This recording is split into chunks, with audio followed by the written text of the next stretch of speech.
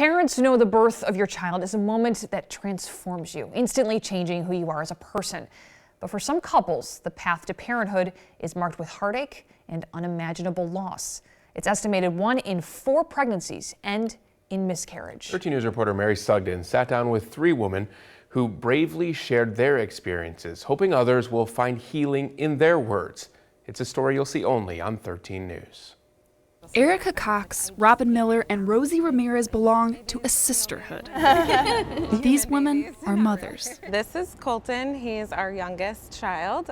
He's 3 months old today. But the trio's bond extends beyond the tiny hands and feet they watch over. Each woman has endured a trauma, which years later continues to hang heavy on their heart. It's really hard for me to talk about miscarriage. All 3 women are surviving after miscarriages, sharing their stories in hopes it will help others. For Erica, her first of 3 pregnancy losses came in her first year of marriage, the final, an ectopic pregnancy. I was thinking back about it, and I think about my babies often, and I just cried, just sobbed, and it's been 6 years, and it's still so raw. Robin, now the proud mother of 2, hasn't forgotten her 2 losses. My first sign was that they couldn't find the heartbeat.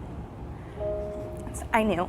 I knew nothing like the pain that I felt in that moment. Rosie's son is everything she's prayed for, but says he doesn't erase the agony that came before him. It's really hard for me to talk about miscarriage, not just because of the loss, but because we also have struggled with infertility. These 3 say the anxiety, fear, and pain continue to haunt them even through healthy pregnancies. It's on your mind constantly. Throughout every pregnancy, you're thinking about it. It's so amazing. It's just like you want to be happy, but you can't help but to also be full of fear. I was probably more stressed or nervous in my successful pregnancies than I was with my miscarriages. Each woman's pain is unique, yet each experience carries major similarities. And from what I've heard from each of you is that there's a shame that seems to be kind of coming with this. So is that something that you feel you kind of put on yourself, or talk to me about how that feeling kind of rises up after a miscarriage? I was nervous, and I was worried that I wouldn't be a good mom to this baby, and then I'd miscarried. And I couldn't help but feel that I had caused that, like that my fear, my stress, like I had done this. How can you tell me this isn't my fault when this thing that's supposed to be thriving was in my body? Right. How can you tell me it wasn't my fault that I couldn't continue giving this life? And it was just shame that my body didn't do what it was supposed to do, you know?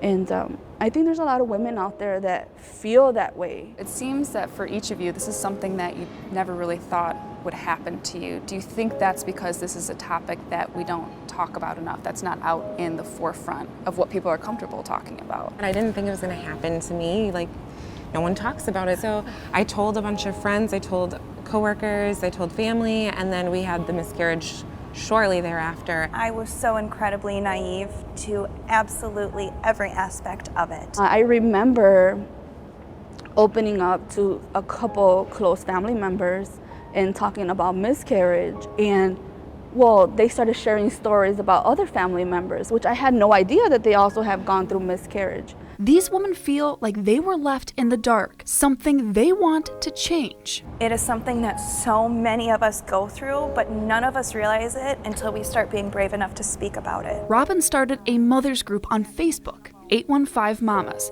to help open up a conversation. Just being able to respond to a post and just simply say, yes, I've been through it, I feel you, I'm here. And it's almost healing. It's comforting. I have goosebumps talking about it.